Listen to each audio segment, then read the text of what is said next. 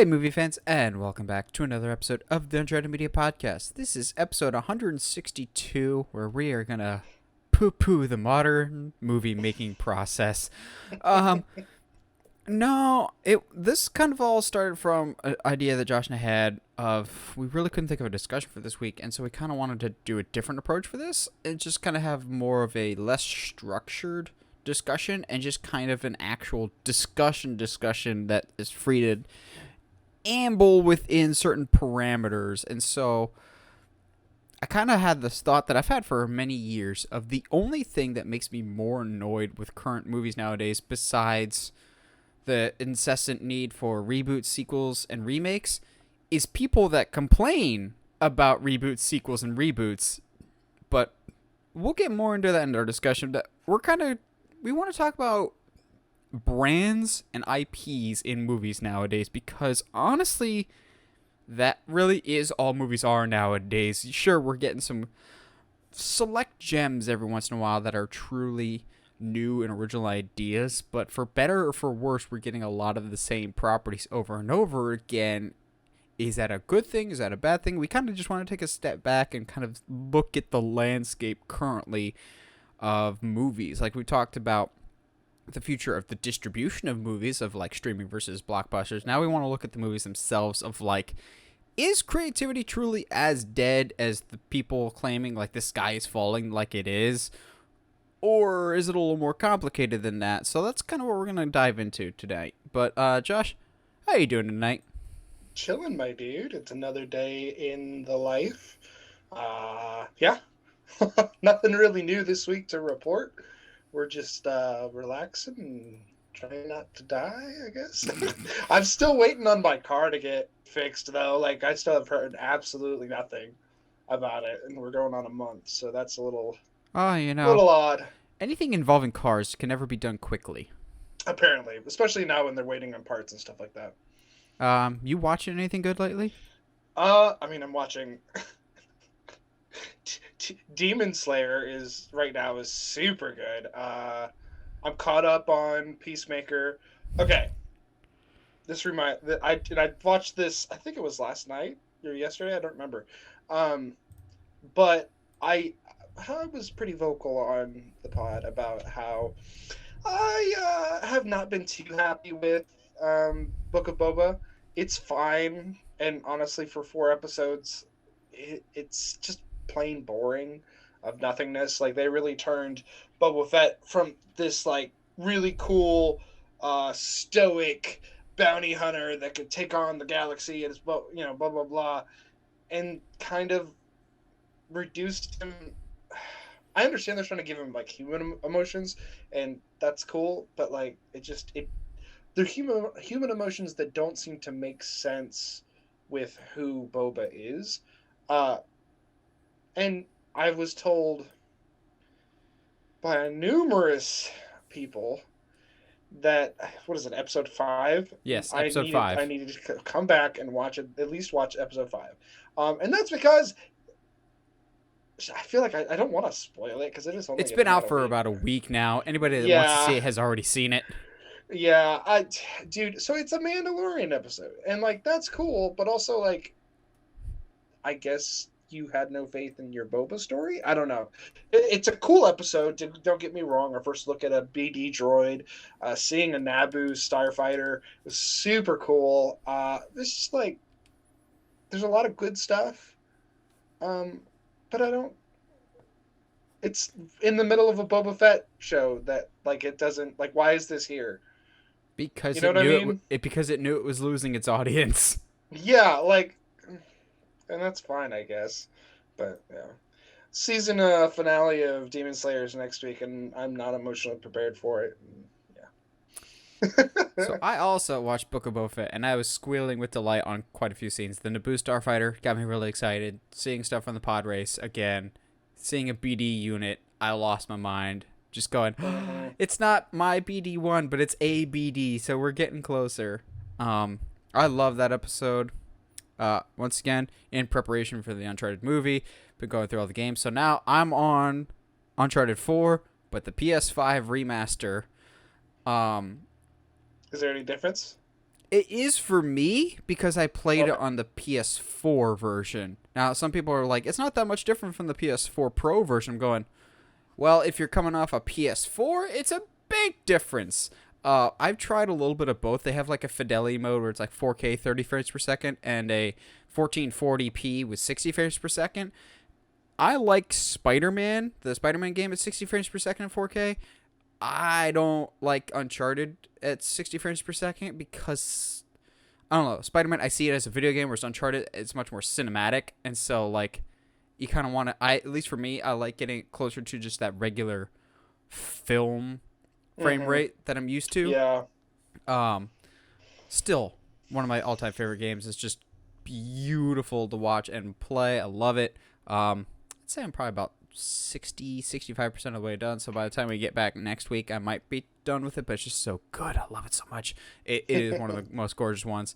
I am having some issues though because I didn't really mess with it when I played it on the PS4. But photo mode, yeah, I shouldn't be allowed to have photo mode in Oh Uncharted. no.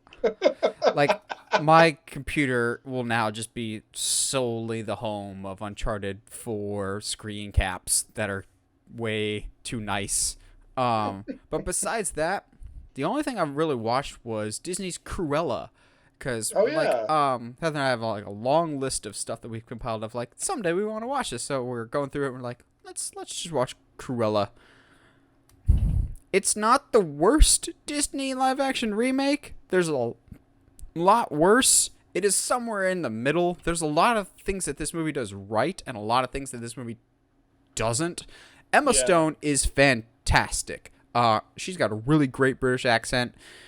She's got this weird like Cruella slash Estella thing going on of like she might be Two-Face type of situation of like here's Hmm. my good side, here's my evil side, but they address it and then they don't really bring it back into the story in any meaningful Mm. way. And I tried not to compare it to the other 101 Dalmatians, but it was really hard when it came to her henchmen of Jasper and Horace. I grew up on the live action one with Glenn Close, House, and Mr. Weasley. House and Mr. Weasley were just much better, and I don't think the movie makes it so that she was childhood friends with them and they've grown up together. I'm going, that just seems like a weird, unnecessary addition to this movie of like, we're family, try to humanize me please because I'm going to skin puppies later. That's my other issue was like, I'm not actually that bad. No, we know from 101 Dalmatians you want to kill Dalmatians, and they're like, oh, that was just a smear campaign. I'm like, but we know someday you will be evil. This movie does not go and fully redeem this character or really explain why. Oh, she's not actually evil. Like the threat is not counterbalancing her evilness so much. Yeah. Also, That's Mark yeah. Strong's in it. They absolutely waste him, which makes me so mad because Mark Strong continues to be one of the most underrated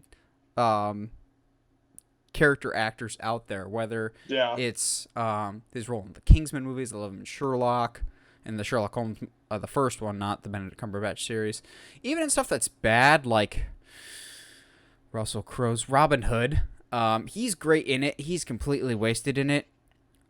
Heather and I joked about it, half joking but half serious, that a third of the movie went to just traditional movie-related budget stuff. A third of it went to the wardrobe department, and a third went to the music licensing department because, like, every Oh, 30 no. seconds they've got another random 70s music needle drop, and I'm going, this is cool, but how much did you have to pay for this, and why is this, like, needed here? It was Yeah. worse than the first Suicide Squad in terms of here's a song that you like to distract you from the not as interesting story developments going on here. Like I said, it's not the worst. There's much worse Disney live action remakes, but it's no Jungle Book. But it wasn't the biggest waste of time like Lion King or Beauty and the Beast. Like if I had to, I'd put this on again. But it's the definition of like put it on in the background type of movie. That's fair. There's still a lot of movies that I haven't seen, and that's definitely one of them. Along with that Mulan reimagining that I really, I hate that one I was so much. I'm so mad that how hyped I was for it, and then I still haven't seen it, which is really sad. But Yeah, man. Been pretty quiet week. Like Watched the all in Royal all. Rumble. No, Walked away why? Why? disappointed. Yeah, why would you? Like, what in the Because world? the show overall, because as a former wrestling fan, I can be a little more less biased with it than some other diehard wrestlers of just like, oh, this is the worst show ever. No, what you mean is the men's Rumble sucked. The rest of the show is Yeah. actually pretty solid. Roman versus Seth. Seth comes out to the Shield music and Shield gear. I pop pretty hard for that. Roman finally getting closure for the whole Shield angle that, started 8 years ago in Yeah. 2014 when I first started watching was nice. And I know they're just like, boo Roman because he's beating up Seth. I'm going, no, I'm watching this as a character, and from a narrative perspective, he's getting catharsis that was denied to him for 8 years. I'm going to cheer this guy because he's going through the stages of grief. And I don't think WWE intentionally was that intelligent with it. But I'm going, No, of course not. Roman, your acting and your storytelling here with Seth, that's A+ storytelling. And then the rest of the show happened and went off the rails. But I'll still call out good stuff when I see it.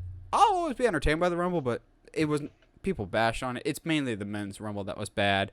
But besides that, dude, we had an awesome weekend of football. Holy crap. Dude, holy crap.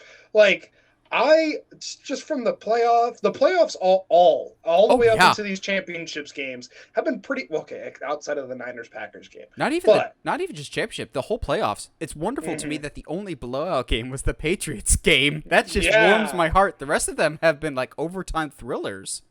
Well, outside of the Niners-Packers. But it's the Packers. I could care less. But like, dude, like the Bengals-Chiefs game, fantastic. Won't lie, was super nervous when it went to overtime and the Chiefs won the coin toss. I was about to say, like, the Chiefs are going to the Super Bowl. Here we go again because of the coin toss. Yeah, and I was like, oh, so mad. It's a weighted coin. I mean, there was a moment where I was like, "There's no way that's real." There's no, because they're at home field both games and it happens both times. Like, it's a little shady, and then the Niners Rams game was pretty good too. Like, gosh, dude, like just two solid games. I'm excited to see Bengals and Rams. It was really funny. My brother pointed out that Bengals haven't been to the Bengals haven't been to the Super Bowl since it was like '88 when Joe Montana was the quarterback for the Niners and they lost.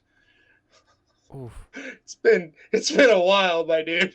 So it'll be fun. I think, like, I saw a meme that said like between seeing Bengals and Rams in the Super Bowl and the Super Bowl's halftime show is what it is. Like, a lot of kids are going to see who their parents really are this Super Bowl. Which I saw a great meme that was like, with Matthew Stafford and Eminem both going to be at the Super Bowl. This is Detroit, the closest Detroit's ever going to be to a Super Bowl. And I'm going, ooh. And also, dude, this whole time, I've kind of been rooting for the Bungles just because the Bungles. They were the bottom dwellers with the Browns and the Lions. And now you're here. Like, I wrote them off before the Chiefs, but they did it. Honestly, I'm fine with either team winning, and I can't remember the last time I heard or said that about a Super Bowl. It should be a fun matchup. These entire playoffs have been amazing, and that does not normally happen. I've been really invested in these football playoffs, and that does not normally happen. But let's get into some news because, speaking of the football playoffs, our first news topic comes out of the football playoffs. Which isn't necessarily surprising because for some reason, football playoffs are always like the home of breaking trailers. And this one felt like an apology for the first trailer, so to speak. And that is the first trailer for the Paramount Plus series, Halo. It has been in development since, I don't know, 1998 maybe. It just feels like it's been stuck in development hell. Now it's actually coming. Did they say March? End of March, I believe, is when the series is debuting. Beginning to end, yeah. March 28th. And I'll be honest, this trailer is pretty good for the most part. But I'm also coming at it as a non-Halo fan. I think I have clocked in maybe total in my entire life 3 to 4 hours playing Halo across like different friends and roommates in college gaming system. I was just didn't have an Xbox, didn't grow up playing Halo. I didn't have Halo parties or friends growing up. So I don't know the Halo Jeez. lore. I recognized the sword that like popped through the wall, but there was a moment in the trailer that I knew, oh, the internet, I'm sure is going to handle this completely rationally, was the first appearance of Cortana. And I kind of understand the criticisms of, no, we've seen Cortana. What's that? Like, the actress looks the part, but even in my limited Halo knowledge, Yeah. isn't Cortana a little more blue? Like, Yeah. Yeah. it looks a little weird. Didn't quite look right. Also, this trailer was better, and I'm sure it'll have the production value that it needs. But Josh, at least for me, did it just look like it was the most expensive fan film ever created? Yeah, there's certain moments where I was like, okay, this just feels like a fan film. But maybe that's because there's a part of me that feels that I feel that way because we never thought we would ever get like a show. What's really, really interesting to me um, is someone who's beat every game except for the new one. I haven't been able to play the new one yet. And read a good chunk of the books. I'm kind of excited for this because it's been a while since I've read the books, but dude, they're doing something completely different from the game. I mean, not completely different, but it's different enough. And we'll probably end up touching on this later in our discussion, but it's coming from a game series that has easy 5 games, depending on what games you count, attached to it. There's years worth of lore, and equally so many books that dedicated to the lore of this franchise. And so it'd be easy just to kind of settle in one of those realms or try to blend them both, but they're taking this, and there's some stuff that stood out to me in the trailer that is like they're doing some different takes on some things. For example, not letting the Spartans up, at least up at the very front. I'm sure they'll have autonomy later on, but basically that they can be controlled by the government when they're first created. That's a super interesting development. Having like his Master Chief has always been that guy he's the badass soldier, man. You stick him in a direction, he'll get things done, like. And so to give him a reason to fight outside of, well, because I'm told to, well, yeah, that's super interesting to me. The Cortana thing is, when I saw it, I was like, okay, yeah, I get it. The voice I don't, is because there. isn't she a hologram? So shouldn't she be more blue? I don't know. I don't care. I think of the things that matter to this story, her being blue is the thing that matters the least. You know what I mean? Like, as long as she's a good character, that's all that matters. And this is, I think, one of the reasons why it's always difficult, and why some studios, man, this whole episode is just going to turn into a discussion about IPs. Why some studios kind of like don't want to make shows based on games is because the gaming community can be pretty stupid about what things I'm they get sure. and I not don't know want what that's like at all, being one of the few people excited for the Uncharted movie and everyone going, why isn't she getting Nathan Fillion? Nathan Fillion's perfect for the Uncharted movie. It's perfectly fine to start a franchise with a 50-year-old in an action movie. Tom Cruise does it all the time. I'm sure I don't know what that's like to have excitement for an Uncharted and everyone telling you, this movie's going to be terrible.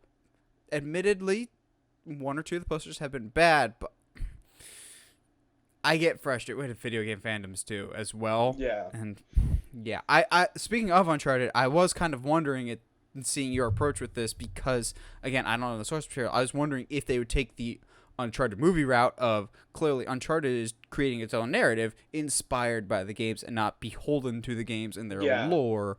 So from what you're seeing, is that what Halo is doing, or do you think they're And following the games? yeah, it looks like, and again, this is just a trailer, so we have no real idea. I am hoping there's a lot of stuff they're hiding because I really don't want this to just be it. I like the idea of giving um, Master Chief some other Spartans to play off of, because especially if they make him, I don't know, not talk a lot like in the games, be interesting to have some other characters around. It does look, and maybe I'm alone in this, who knows, but it does look like they're doing something that is more like inspired by the games than it is a complete, shot for shot of the games, which is, as much as a game fan says they want that, that's not what they want. That's not at all what they want. Oh boy. Yeah, it's like translating a book to a movie of, well, I want everything. I'm going, you can't. It's changing a medium. Like Josh knows, having going through the Harry Potter right now, you can't put everything from the books into the movie. Like, as much as I would love a 100% accurate Uncharted representation from game to movie, more than a third of the movie would be looking at a man's butt as he climbs up a mountain. That's being realistic. Like, you can't also have a game where you're just looking through people's eyes the whole time. Hardcore Henry tried that. Hardcore Henry is a first-person shooter movie, essentially, and that did not work. You can have some first-person stuff. It's one of the only good things about the Dwayne Johnson Doom movies when they try it for a little bit, but different mediums require different adaptations, and that gets frustrating to me. People are like, it has to be a certain way. I'm going, there is wiggle room here, guys. Yeah, no, absolutely, and I think you and I can check ourselves even to the point where you and I have always championed, like, well, if you want to do Harry Potter, quote unquote, do Harry Potter right, give it a TV show. And I don't think that upon reading some of the books and upon kind of looking at like the more discussion about medium changes and stuff like that, I don't know if that's necessarily true either, because no matter what you do, things will be different. And I think that one of the things going into this Halo show is, I think a lot of people will tune in for like 1 or 2 episodes, and then when it's not what they think a Halo show should be, they're just going to bail. And that's not, A, it's not fair. B, it's, oh, you know what? I'm saying this, and I'm realizing I might have done that to the Book of Boba Fett. But that's not fair. That's not fair. That's not fair. It's not fair because I said it. But it's also not fair because, like, it's not the pacing is weird. It's not at all like what I think the Book of Boba Fett show should have been. It's more like the show is just stupid. Oh man. Now, a show that isn't stupid, well, I mean, it is stupid, but it's intentionally stupid, is James Gunn's Peacemaker, the spinoff to The Suicide Squad, which, according to James Gunn, he has already talked to HBO Max about doing another spinoff of The Suicide Squad. And I'm going, is this different? Is this the same than that other project that you said is reportedly in the works that you've had for a little bit now? Because I remember James Gunn saying he's had another DC project lined up. Is that separate from this than the Suicide Squad spinoff?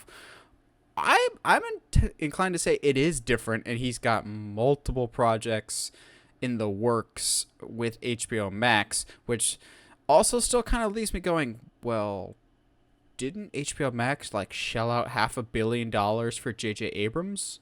When is J.J. going to start doing stuff? Which, y'all can come after me for Rise of Skywalker or not, but y'all seem to forget, because you didn't like Rise of Skywalker, that J.J. is still a very competent filmmaker with a lot of good movies under his belt. So I'm still excited to see what J.J. brings to the table. I just think it's weird that we're getting all this James Gunn stuff, but we haven't heard anything about J.J. Abrams' projects lately, and it could be because it wouldn't be unheard of for Warner Brothers of, well, James Gunn is the hot flavor of the week. So, yeah. JJ, you wait a little bit, because Warner Brothers, as we know, is very reactionary. Yeah, unfortunately. I would not mind another Suicide Squad spinoff because I like the Suicide Squad so much. And this is also coming off the heels of James Gunn seemingly almost confirming that a Peacemaker season 2 will be happening. He says it hasn't been confirmed yet, but he's like, we have good ratings. People really, really like it. I hope we get a season 2 because I can absolutely see it. I think we've talked about it on the podcast before. Bring in Sportsmaster because that would be a perfect. Oh, dude. That would be a perfect James Gunn character, and especially how he's portrayed in Young Justice would be amazing. Be straight up real quick, I thought his brother was going to end up being Sportsmaster, and then they were like, oh, no, but he's dead. And I was like, oh, come on! Come on! So, Josh, if you had to put money on it, if this is a Suicide Squad spinoff, who are we focusing on? Calendar Man. And the Condiment King. I don't know. I think using the word spin-off would be weird. I don't like. Are we saying we're focusing on one character and going from there, or are we saying like, because I guess technically Peacemaker is a spin-off of the Suicide. It is, yeah. So, I guess I don't know. So, do you maybe go Bloodsport? That could be fun. I don't know, because the issue is, spoiler, that there's not a lot of people alive by the end of the Suicide Squad. So I don't know. Maybe it's the Adventures of Weasel. Who knows? Weasel Learns to Swim, the short film. Oh, dude. Yes. King Shark teaches Weasel to swim.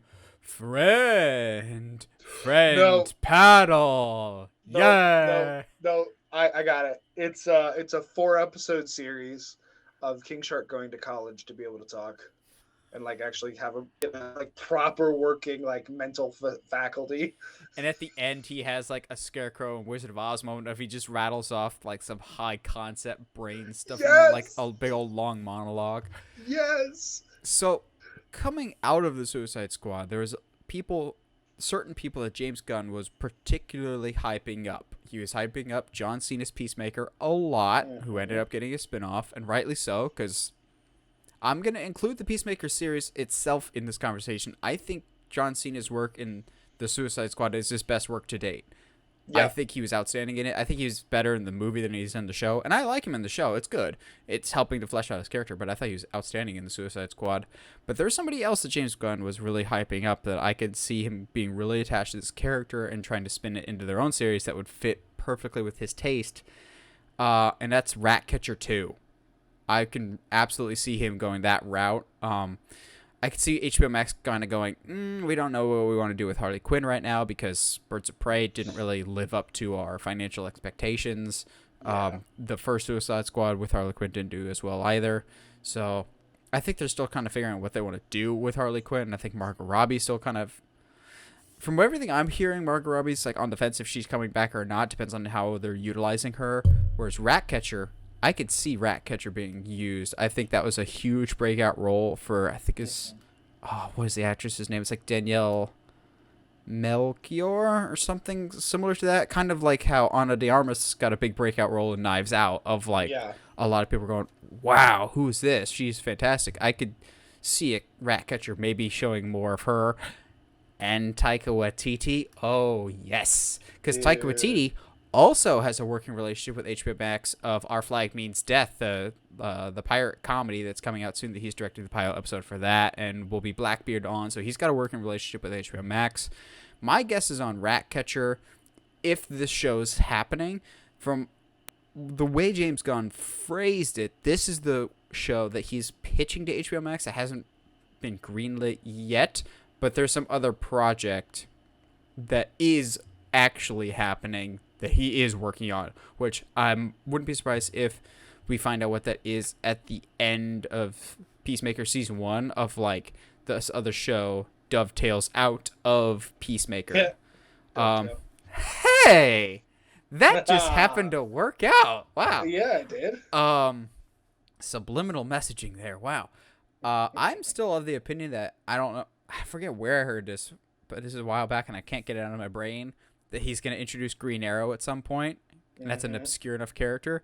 And boy, it's weird that CW's Arrow just happened to be finished a few years ago. Now, granted, they're not as stingy with their characters as they used to be, of like, well, you can't have this character, like how the Suicide Squad got pulled from all Arrow episodes because they were doing a Suicide Squad movie. Like, they're not stingy with that anymore. Yeah. But you never know. Again, this show isn't confirmed yet, but according to James Gunn, it's heavily being considered right now to do another Suicide Squad spinoff. Would you want a Ratcatcher series, or there's other characters from the squad that you'd be more interested in? Polka Dot Man show when? I mean, but he's dead, so it kind of sucks. It's a prequel. Like, It's about his mom. how terrifying would that be? How It's him just and psycho. Oh, dude, it's like a one-off series of how him and his sister Patchwork got caught. And, like, that's why how they got to do it. It'd be, I don't know. It could be interesting. Actually, real quick, sorry. Yeah, I would love Ratcatcher. I'm not sure if you don't do a prequel. I don't know what else you do. Mainly that's because I don't know much about the character herself, so it's a little hard for me to imagine where they would go with her. But yeah, no, I just had the idea of, like, if it's a spinoff, sure. What if it's just basically an anthology series of them going through Belle Reve and each convict basically giving a story / adventure of how they got caught or something, which could be, like, that's a good way to flesh your world out, a good And way also, to, like, introduce people, shine a light on the obscure characters like he does. I like that idea. Just call it Belle Rev, and it's, you got a Calendar Man episode, you got a Polka Dot Man episode, which I don't know why, but when you said what direction do you take with a Ratcatcher series, I don't know why, but my brain immediately goes to Pied Piper, which for those people that don't know, Pied Piper in the comics more or less is like it is in the story. He's a musician, so that could work. Maybe someone that could also control her own rats. I don't know, but I really like your Belle Rev idea. I kind of want that now. Get as weird as humanly possible. Introduce, like, Anarchy, Condiment King. We got a Kite Man reference on Peacemaker. That makes me so happy. Oh my gosh. Batmite spinoff series. Dude, I'm still blown away that they just casually dropped that in Peacemaker. And then gave his actual like background history. He's an interdimensional being. He's an interdimensional imp that's a stand for Batman. I was like, what? Okay, cool. I'm very curious to see where Peacemaker goes, and I think by the time this season ends, we'll probably get a better idea of what this project might be or what some of the other projects might be. So, who knows? Another project that I can 100% see being an HBO Max exclusive is the Mortal Kombat sequel that has now officially been greenlit. I'm kind of wondering why it took them so long, because while I didn't love the Mortal Kombat movie, it did make a decent amount of money for the time that it was released, and the fact that it, it was sent out to die, getting a day and date release at the same time, which, ended up hurting every movie involved with that stupid strategy. But the way that Mortal Kombat ended, I was at least interested in a sequel, because, a Mortal Kombat movie should have a tournament, you would think, and not, the build up to the tournament.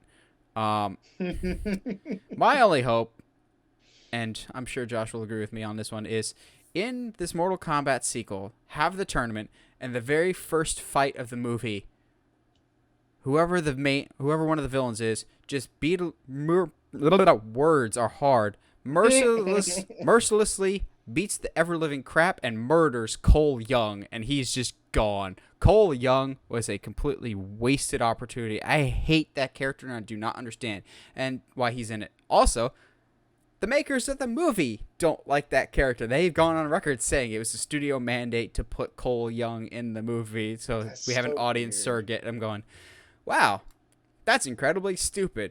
Way to just trust your audience there. Kill Cole Young off in the first round of the fight, please. I'm interested. I do believe this will be an HBO Max exclusive, though, because the first one made money, but not enough at the box office to be a financial benefit in that way. However, in a streaming sense, it was huge for them. I think it still holds true that Mortal Kombat was the most streamed movie ever on HBO Max over the Snyder Cut. Like, Mortal Kombat wiped everything else out in terms of it was a fatality for everything else when Mortal Kombat was streamed. It just crushed everything, crushed with a K, obviously. It crushed everything else that came out, which is bizarre. I think that's more of people are going, I don't know if I want to see this in theaters, but hey, it's on streaming. I'll watch it at home, which, you know, Yeah. guilty. Yeah. Again, I didn't love the first one, but I think this is a smart move, especially when HBO Max is desperately in need of movies. They've been doing pretty well with shows, like Peacemaker's good. I've never watched it, but I know Euphoria with Zendaya is like a huge show for them. Mm-hmm. But I don't hear a lot about HBO Max movies, except for the ones that are released theatrically. Like Disney Plus, you still hear about some shows that they've got. Netflix, well, I would say you hear about Netflix movies, but Netflix doesn't have an advertising department. As someone that went on record saying Mortal Kombat was one of their least favorite movies of 2021, Josh, are you even remotely intrigued by the prospect of a sequel? Sure. Like, wow. I think, while I see there are possibilities, they have kind of put themselves in a spot in a couple different ways, as far as storytelling wise, and like their new this like audience surrogate character that they created. Like, it just, nobody's here for him. So bring in your Johnny Cage. Give us like all kinds of good characters, and like, I don't know, maybe not change lore. That would be cool too. Just don't do that. Yeah, I don't know. It's fine. I wish I had like more of an opinion about this, but like at the end of the day, like the movie was really pretty crap. Like, you know what I mean? Like the choreograph now I can't talk. The choreography. The fight scenes were not well done. The choir fee. The choir fee. It did not work. But no, like they're just not well done. Like there's some cool stuff that happens, but ultimately nothing becomes of it. I don't know. I guess sure. I think I'm with you. I think the only way it can happen is if it's an HBO Max exclusive. I don't see it being. I don't see it going to the theaters, honestly. I will say, they teased this with Johnny Cage at the end of the first one. I will riot in the streets if they do not cast The Miz as Johnny Cage, because one, the man has been calling for that for years, and two, that is like J.K. Simmons as J. Jonah Jameson levels of perfect casting of you literally have a douchebag that thinks he's an actor in action movies, and in reality, no one likes him. Am I describing The Miz? Am I describing Johnny Cage? No one knows. God, it just would fit too well. And here's the thing. I'm going to completely go out of left field. If you can't get The Miz, get Chris Hemsworth. Because I can just see Chris Hemsworth being that kind of moronic douchebag. But then there goes your entire budget. So maybe not. Whereas The Miz, it can't be that hard to hire a Miz. He made like 3 Marine movies and Santa's Little Helper. So clearly he has no standards for movies. I mean, yeah, but like casting The Miz feels very like Nathan Fillion all over again. Of like, see, he's perfect for it. See, he's perfect. But it's like, I mean, I guess, but well, at least he's upset about something. About not casting? About not casting The Miz. That's what she's upset about. That's what it is. But you know, it's I personally think Chris Evans would be better. Also, maybe. Can they afford him? Yeah. Are you just thinking Scott Pilgrim? Which I saw that was announced. Sorry, this is not on topic at all, but like I saw they're doing an animated show based off the comics, and I was like, oh, Nathan would actually probably enjoy that. No, because I still hate the character. No, he's so much better in the comics. It's still the crux of the story is terrible. I mean, you're not. Yeah, okay. So Josh will probably struggle to care about the Mortal Kombat sequel. I struggle to care about Fast and Furious. I have seen one quote-unquote Fast and Furious movie in my life, and it was Hobbs and Shaw, which I'm still not entirely clear as to whether or not The Rock will return for those movies. He's just not coming up for the main franchise. I don't know. But what happens when your Samoan drops out of your franchise? You just find another one, as Jason Momoa has been cast in Fast 10. And I'm going, okay. So are you no longer chasing the car buffs demographic and going for the car buffs wife's demographic? Because this is how you get both the husbands and the wives to go to your car movie. But not me, because as much as I love Jason Momoa, no thanks. I don't care. Unless I saw somebody pitch this online and I kind of want nothing else now. They're calling this one Fast and Furious 10. What they should call it is Fast 10 Your Seatbelts. And I'm going, I would immediately drop all the cash in the world if that is the name of Fast 10, is Fast 10 Your Seatbelts, and it's the... No, there's just, I think, and this is my biggest issue with the Fast and Furious movies, is at this point, like, we went to space in the last movie. Like, where are we supposed to go now? Like, to another Under planet? the sea. That's, yeah, bring Jason Momoa in, and he's like an aquamarine biologist. An aquamarine, just a marine biologist. He's not a Yes, color. he's an aquamarine biologist. We're getting Emma Roberts. Which, yes, Gosh. guys, I just made an aquamarine reference for those 2005 babies out there. Jeez, there's like, God, no, I don't want. Oh, do you know that? Oh my gosh, do you remember that game? It's an arcade game that's like speedboats racing. Oh, Aquamarine was 2006, by the way. Oh, nice. Real proud of you. I was gonna say 2006, but 2005 sounded better. But still, like, Emma Roberts. It was like Thunderclap or something like that. It's like racing, like race boats. I don't hate the idea, and I'm kind of mad about myself for liking it now. And Speedboats. Yeah, like they'll just be. So I don't know why. I'm mad. I don't want to care, but they're gonna find a way. Oh yeah, they're gonna have like a speedboat chase, and Yep. he'll hop from like speedboat to speedboat. So my question will now be like, okay, so whose family member is this? Because everything has to be connected somehow. Yeah. Or they could be like, Cause family. They'll say on camera, oh man, it's a shame Luke Hobbs looks directly at the camera. It's a shame Luke Hobbs died. Good thing we have his cousin. Man, it's a real shame Luke Hobbs died, and there's no way he's coming back. He got blown up in a volcano. They give him the origin of what is it, Macho Man or whatever from Despicable Me 2. What? The guy that in Despicable Me 2. I highly doubt his name is Macho Man, though. Not Macho Man, but it was it's something macho. When he rides a shark with missiles taped all over him into a volcano. El Macho. That erupts. El Macho. El Macho. Okay, yeah. But literally, I was like, I can just see. They give Luke Cobbs that background. It's too bad he won't be around anymore. Wink, wink, nudge, nudge.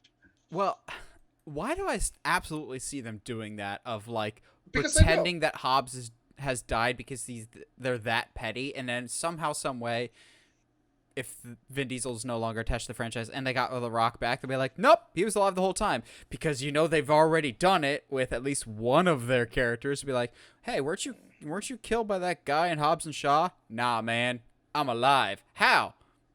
The plot needed me to be alive, and fans wanted me alive. What do you bring to the table? I'm alive and I'm Asian. I'm diverse. Okay, but he's Han such a doesn't cool do character. anything. Han doesn't do anything. He's such a cool character, though, and it's like, oh, gosh, come on. I understand. Hashtag plot requires this to happen. But then we'll never have him meet. We'll never have him meet Jason Statham. Like Jason Statham, for some reason, after Hobbs and Shaw is completely good. Again, I want to care because I love Jason Momoa. He's such a cool dude. But this just feels like, okay, we lost The Rock. Okay. Who's the next guy on the list of most attractive dude that we can potentially buy? Jason Momoa works for me. And then I would laugh so hard if in the next like 2-3 weeks, Jason Momoa drops out due to scheduling conflicts and Vin Diesel starts a whole new beef with Jason Momoa. Jason Momoa and The Rock tag team against Vin Diesel and Tyrese Gibson, WrestleMania 40. Let's make it happen. I think that's so funny too, because Jason Momoa would be the only one that has hair. And then everybody else is bald. All of a sudden, halfway through the match, Ludacris comes in with a steel chair. He looks like he's about to hit The Rock. He hits Vin Diesel. Oh my God, Ludacris is teamed up. It's a new NWO. They're going to take over the Fast and Furious franchise. WrestleMania 41 for control of the Fast franchise. The Rock versus Vin Diesel one-on-one at WrestleMania. Roman Reigns in the corner of The Rock because of Hobbs and Shaw. Vince McMahon because he got confused and thought Vin Diesel was Stone Cold Steve Austin. Well, he sold his company, so he's got nothing else to do now. He sold it to Peacock. And Peacock mandated this match. Oh no, I just can't. Speaking just because we're talking about way too much The fun Rock, with this topic. Yeah, because that's the only way to have a good time with it. Did you see? I recently saw an interview with John Cena talking about when he was calling The Rock a part-timer and like cared more about the movie business and all that. And I was like, and he for those who haven't seen it, he basically says like, I feel bad because I didn't understand how much time and the commitment and the contracts involved that go into movies. And he's like, I understand now, like if you get injured, like that's costing hundreds of people their jobs, and like that's super irresponsible. So like I understand now. It was just like, it was such a cool like moment, especially with John, who's been through a lot in the industry. Like he used to like get typecasted a lot, and he kind of still is, but like he has way more fun with it now, and he's not like Austin, who was like, man, I'm getting typecasted, this is stupid, I hate this. Whereas John Cena's like, I'm getting typecasted. Yeah. And barely do any episodes. Like, and it'll be called something else every couple of years. Yep. Because he gets. Never mind. I'm not gonna go there. Yeah. But it was just cool. It was just really cool to see like John actually having like understanding finally what goes into the movie business. And speaking of the movie business, let's go transition, man.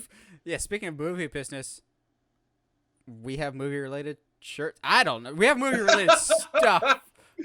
T Public is your one-stop shop for Uncharted Media merch. It's where the magic happens, just like movie magic. So if you want your movie magic on your shirt, get some Uncharted Media merch. Uncharted Media Magic. Ooh. Uncharted Media Magic. Wear that. Support the show. Be awesome. Have a great day. Now, we're about to ruin your day by talking about movie creativity being dead. Yeah. Or is it? Because I still, to this day, defend that people are like, oh, we get too many reboots, sequels, and everything else. I'm going, no, you're just paying attention to it more because that's what the online discourse would tell you to believe. We have more original content now and original ideas and shows and movies than ever before, but people only seem to focus on the ones because, and rightly so, they make the most amount of money. But also, remakes, reboots, sequels, and everything else is nothing new to the industry. As much as we like put the Invisible Man and all the other Universal monsters like on a pedestal of like, oh, they're the horror legends.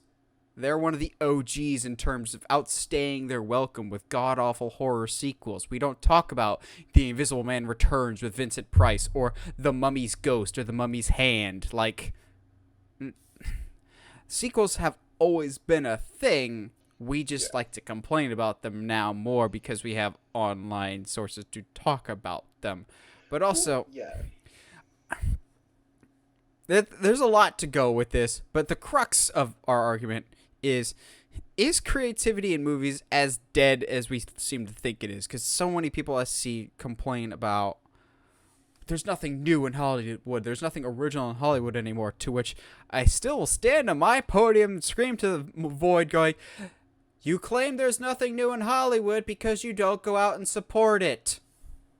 It does exist. You just have to go out and find it. Like, to me, and this is one of my bullet points that I wanted to make sure we talked about today, is one of my big issues with movies today is people complained of there's nothing new or nothing fresh in Hollywood. And then when something new and fresh does come out, they're like, doesn't look interesting. I don't want to see it. Then it's your own fault that new stuff doesn't get made. Like, when new ideas or concepts come out, go see it. Go support it. I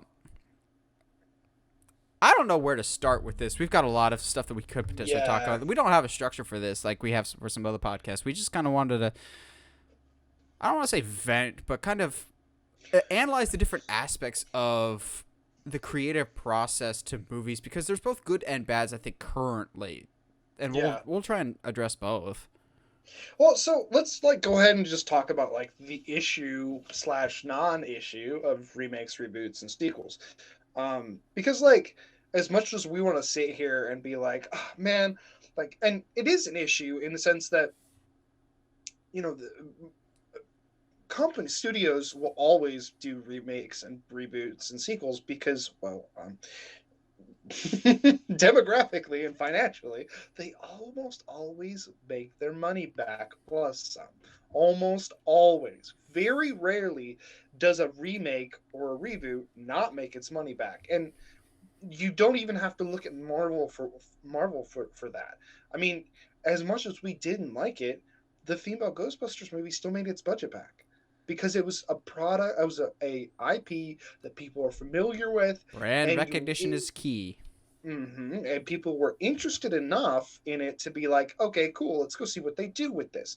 And I don't think that's necessarily a bad thing. I think you and I, as big cartoon fans, big comic book readers, and just book reading in general, I'm okay with a remake or a reboot if you I don't know, present it in another way.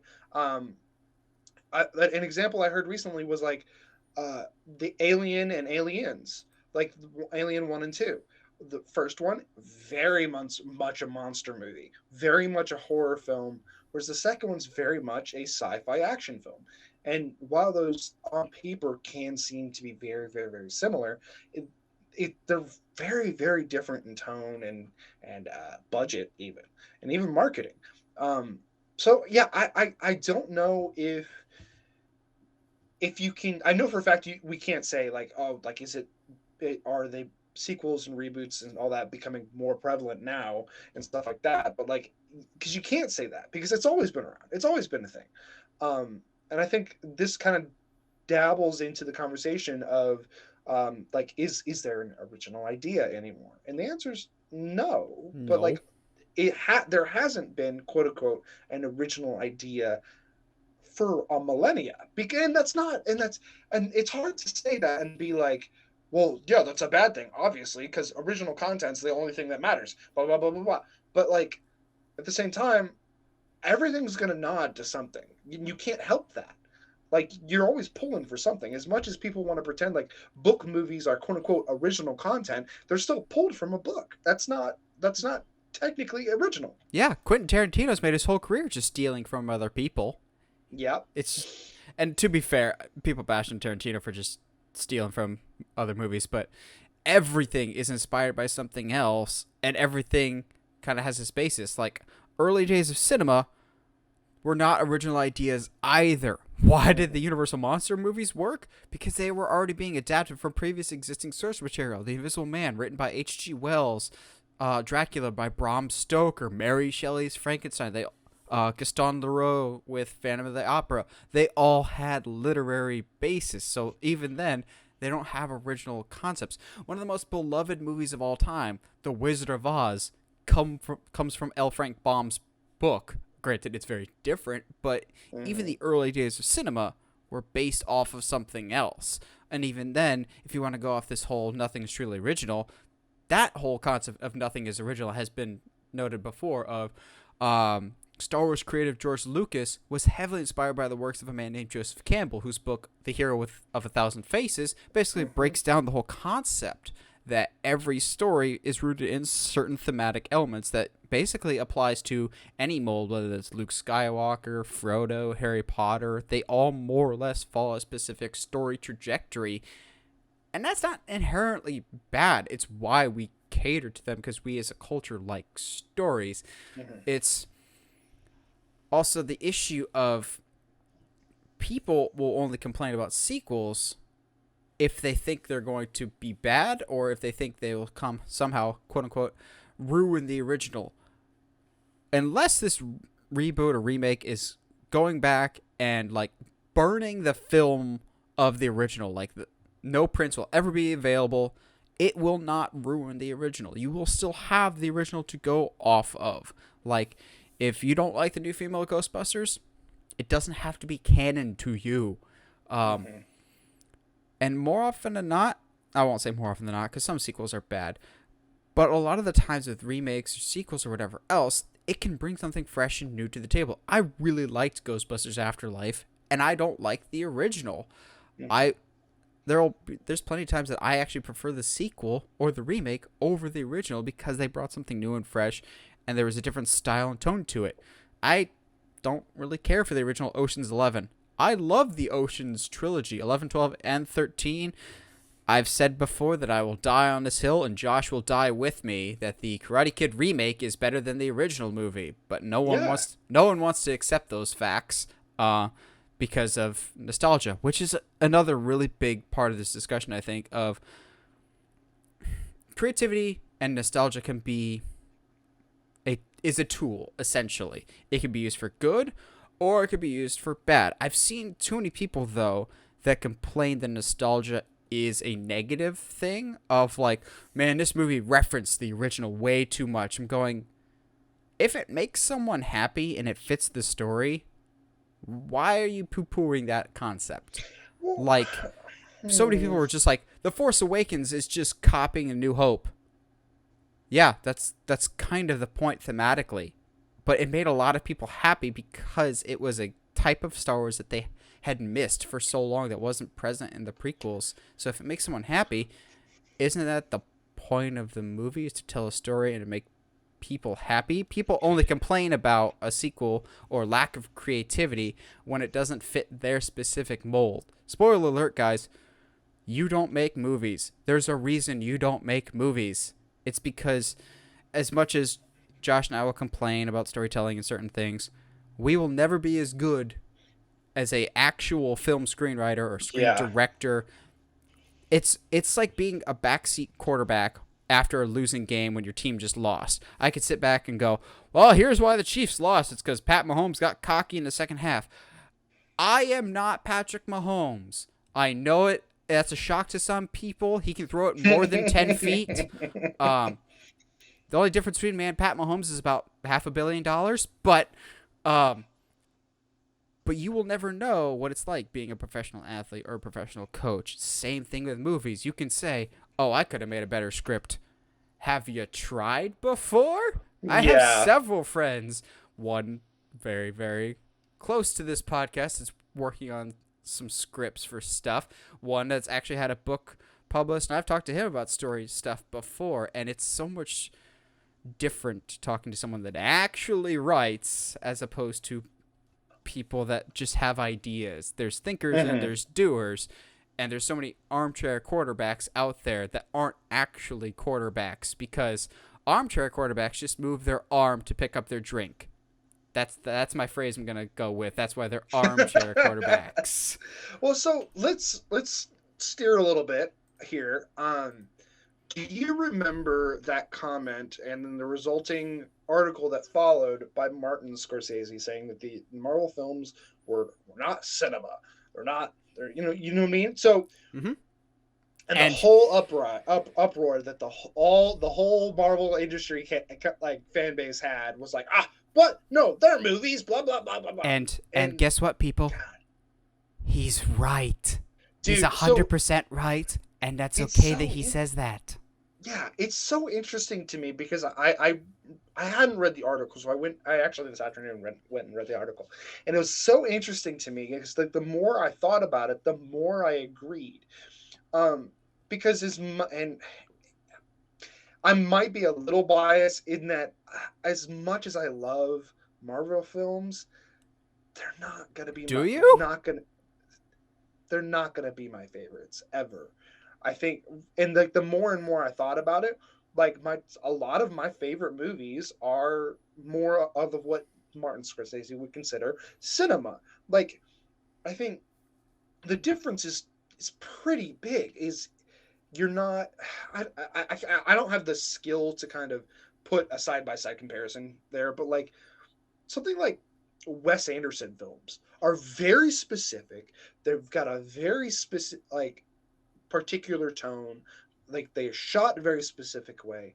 The color palette's a specific way. Like that is definitely storytelling. Whereas like it's, and that's not to say that that Marvel films are not storytelling. That's not it at all. But they're definitely, especially in these, ever since, and the lead up to Endgame and Infinity War, and honestly, the movies since then, so far, are very much lean harder into the action set pieces than they do the personal emotions. Whereas cinema always seems to be more and focus more on human emotions, or the emotions of the scene, or the tensions of the scene. While and that's, I'm not saying, I feel like I have to like defend myself against the Oh Marvel no, fandom that's like in the wings. It's I like, I'm agree not with you. saying that there are not emotional moments and not emotionally moments in Marvel that don't have a good payoff. But at the same time, and I don't think I haven't been quiet about this. And if anything, if anybody's been listening to the podcast for any stretch of time, they'll know that I'm very critical of Marvel films because sometimes they set up emotional premises and then don't deliver on them at all. Uh, and like it's kind of like, and it's something I'm learning right now when you were talking about, there's a difference between people who talk about writing and then who actually write. And it's a lot of stuff I'm learning right now in trying to write a book, is that, like, oh, I didn't know half of about storytelling is what I thought I did. It's very easy to say, like, yeah, I know how to tell a story. But yeah, but can you tell an interesting story? And I think that sometimes, like, that's to me is what Martin Scorsese is saying. Like, the Marvel is telling stories, and sometimes they're good stories, but are they ever great stories? Is the thing, I think, the question. And that's not to say you're be like, yeah, DC is better, because right now in the movies they are not. But it's just, yeah, there's it's definitely hard to tell stories, and I think sometimes it's easy to be an armchair quarterback with when it comes to films, especially when it comes to original content, because you think you know what they should be doing here. Yeah, and any year I always try and make a distinction of I have my favorite movie and then I have the best movie, because just Mm-hmm. because something's my favorite, I will see that it's different from a technical standpoint. Like 2021, my favorite movie by far was Spider-Man No Way Home. But was it the most technically well made, like all around great movie? No, not necessarily by any means. I think a perfect example is 2019. Probably my favorite movie of the year is Avengers End Game. In terms of just sheer joy and fun, like Mm-hmm. being on a roller coaster, like Martin Scorsese said with his analogy. Mm-hmm. My actual, like, this is the best made movie, it's a masterpiece for 2019 was Knives Out. I Yeah. loved Knives Out, but I loved it differently than I loved Endgame. It's a technical filmmaking perspective.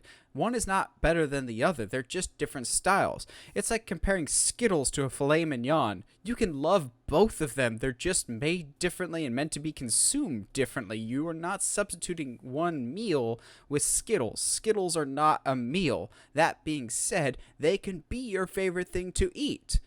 But that does not mean they're necessarily made the same way. I love Taco Bell.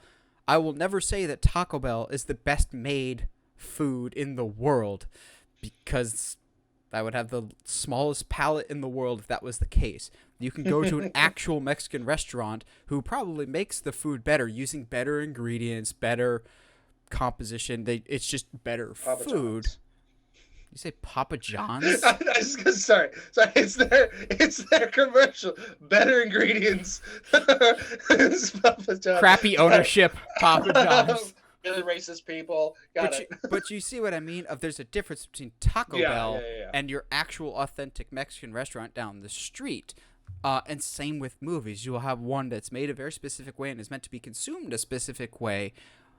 It's the issue comes in of movies that are made a specific way that think they should be consumed a different way. And thankfully, Marvel, well, up until the Eternals at least, never tried to be something that it wasn't. I still have not seen Eternals yet, but the number one thing that always bothered me about the marketing campaign was, this is unlike any Marvel movie you've seen before. Like, really hyping it up that, like, this could be an awards contender. I'm just going, let the audience decide for itself. It's kind of the issues that I've had with some movies of, like, it's the greatest movie of all time. I'm like, we didn't say Michael Jordan was the greatest player of all time in his first year. You need time to see the big picture. You need time away from it to fully analyze something and see that, yes, they're the greatest. And even then, Jordan is the greatest for his era. I will never say one specific player or one specific movie is the greatest of all time, because everything changes over time. I know some people will be like, Citizen Kane is the greatest movie of all time. Well,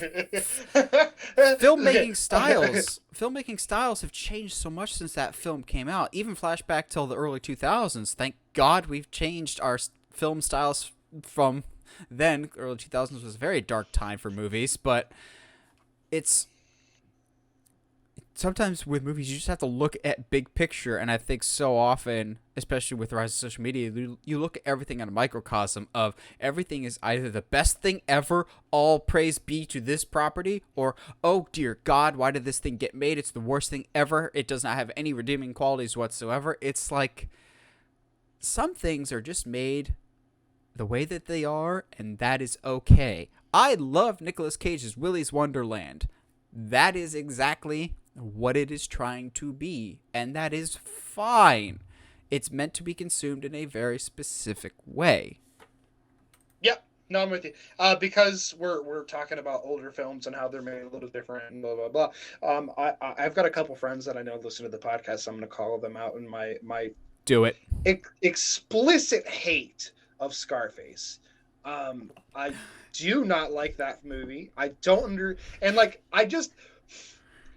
and maybe it's I need to watch. I still haven't seen Godfather, but I also don't like mafia films. I don't like gangster films. I don't understand them. I don't get it. I don't it like that like weird bravado that comes with being like a gangster is so weird. It's why like I wanted to enjoy the crap out of Peaky Blinders. Like all the characters are so interesting, but like the gangster mafia mentality in that show and in those types of movies doesn't resonate with me, and I don't get it. And I understand that comes down to like a level of taste, but at the same time, I just don't like Scarface. I don't think it's good. And the character's not a good person. And yeah, I get it. You know, that's what it's a cautionary tale. Blah blah blah. Same thing with Wolf of Wall Street. Sorry, that doesn't make for a good story. It doesn't make it for an interesting story. And like especially when it comes to Wolf of Wall Street, when the guy is still out of jail and didn't. Anyway. I also struggle with Wolf of Wall Street because I remember we went to the same college and they actually. Somebody made a huge deal. I remember it was one of the few chapels that like really stuck in my mind of someone. Wolf of Wall Street had just come out, and so the whole university was split because the speaker that day had talked about the Wolf of Wall Street and how evil it was. To which the film bubble of campus was just like, no, that's the whole point of the movie. Granted, I had not seen it yet, so I was hearing a whole bunch of people defend Wolf of Wall Street, and I see it, and I'm going, the college is kind of right. They don't really show enough of the cost of this lifestyle. It does kind of glorify it. But it's funny you bring up Scarface. There's a great John Mulaney sketch. He also shares your opinion. He's just like, I hate when people lump Scarface in with better movies. They're like, oh, I love The Godfather and Scarface. That's like saying, I love salmon and Skittles. Like, What is with you and Skittles references today, bro? the Skittles thing actually was a John Mulaney reference, so it comes full circle. Great. He actually did mention Skittles by heart. That's where it was coming in my brain. So we're taking it from like trying to explain it from a studio perspective of, well, creativity really is not that dead. Nothing new. There's, in the words of David, there's nothing new under the sun. We shall all die someday, basically. In the words of Vince McMahon, life sucks. There's gonna keep being reboots, and then you die. Now, let's look at it from the whiny fans' perspective, because we want to show both sides of the coin here and kind of yell and scream at big companies and why big companies kind of do this. And to me, right now, the biggest offender, so to speak, of this playing it safe mentality is absolutely Disney. There's a reason why I put this as the graphic for this week, because unfortunately for the past few years, it feels like Disney is run by a safe committee, so to speak. Especially with remakes. They really want to remake live action stuff, except Treasure Planet and Atlantis, dang it! The ones that actually make sense. Yep. Because that would admit that they were wrong about the movies the first time around.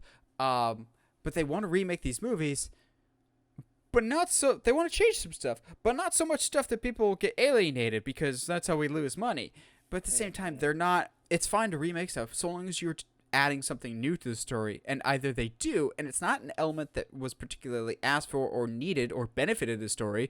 Case in point, when they remade Beauty and the Beast a few years ago, good God, I didn't care how and why Belle's mom died. That doesn't bring anything to the table. We don't need to know about the plague. How is that relevant? It's not at all. But, and I'll still defend this song till the day I die, the song that Beast sings when she leaves to go back to town, yes. that is a good song. addition to the story. It shows his side, his sadness and anguish, as opposed to him just kind of moping around until the village comes to attack him in the finale. It gives him urgency. It gives him story. That's an example of adding to the story. I'm not the biggest Beauty and the Beast fan, but I will defend that song specifically. One, because Dan Stevens absolutely crushed it, and two, it actually adds emotional resonance to the story. Or The Jungle Book. I still say that's the best Disney live-action remake. The Jon Favreau one, not the terrifying 90s one with Jason Scott Lee, because I hate that movie.